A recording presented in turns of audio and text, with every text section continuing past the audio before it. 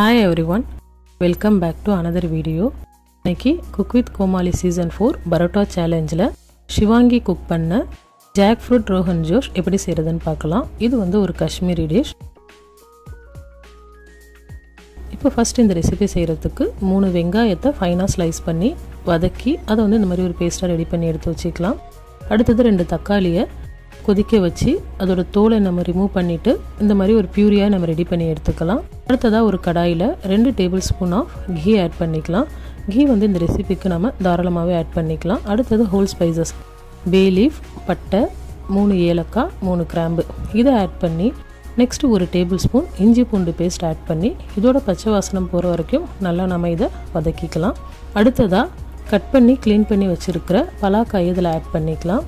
So இப்போ இதை add பண்ணி இதில் நல்லா வதக்கிக்கலாம். இந்த கீயில் அண்ட் இந்த இஞ்சி பூண்டு பேஸ்ட்டோட ஃப்ளேவர் வந்து இந்த பலாக்காயில் இறங்குற வரைக்கும் இதை நல்லா வதக்கிக்கலாம்.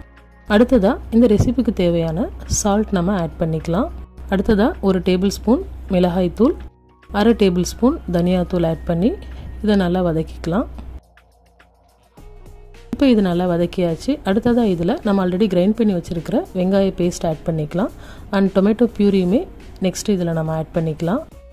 இப்போ இது ரெண்டுமே இதில் நம்ம கலந்து விட்டுக்கலாம். இது வந்து இப்போ நல்லா மிக்ஸ் ஆகிடுச்சு. ஸோ இதில் நம்ம ஒரு 3 டேபிள் ஸ்பூன் தயிர் ஆட் பண்ணிக்கலாம். தயிர் ஆட் பண்ணி இதை நல்லா கலந்து விட்டுக்கலாம். இப்போ இது நல்லா மிக்ஸ் ஆகிடுச்சு. இப்போது இதில் நம்ம ஆட் பண்ணியிருக்கிற மசாலாஸோட ரா ஸ்மெல் போகிறதுக்காக ஒரு 10 மினிட்ஸ்க்கு நம்ம இதை க்ளோஸ் பண்ணி குக் பண்ணிக்கலாம். ஆஃப்டர் 10 மினிட்ஸ் ஓப்பன் பண்ணி பார்க்கலாம். இப்போ இதோட ரா ஸ்மெல்லாம் போய் நல்லா குக் ஆகிருக்கு. நெக்ஸ்ட் இதில் 1 கிளாஸ் வாட்டர் ஆட் பண்ணிக்கலாம். வாட்டர் ஆட் பண்ணி இதை மிக்ஸ் பண்ணி விட்டுக்கலாம். அடுத்ததாக ஒரு 1/2 டீஸ்பூன் நம்ம கரம் மசாலா கொஞ்சமாக மேலே ஸ்ப்ரிங்கிள் பண்ணிக்கலாம். அதையுமே வந்து நல்ல ஒரு மிக்ஸ் கொடுத்துட்டு இந்த ரெசிபியை வந்து நல்லா ஆயில் செப்பரேட் ஆகி குக் ஆகி வர வரைக்கும் ஒரு 15லேருந்து 20 நிமிஷத்துக்கு நம்ம குக் பண்ணிக்கலாம். பாருங்கள், 15-20 நிமிஷம் நல்ல லோ ஃப்ளேமில் குக் பண்ணதுக்கப்புறமா ஆயில் வந்து அதாவது நம்ம ஆட் பண்ண கீ செப்பரேட் ஆகி சூப்பராக ரிலீஸ் ஆகி வந்திருக்கு. அவ்வளோதான், சூப்பரான ஜாக்ஃப்ரூட் ரோகன் ஜோஷ் ரெடி ஆகிடுச்சு.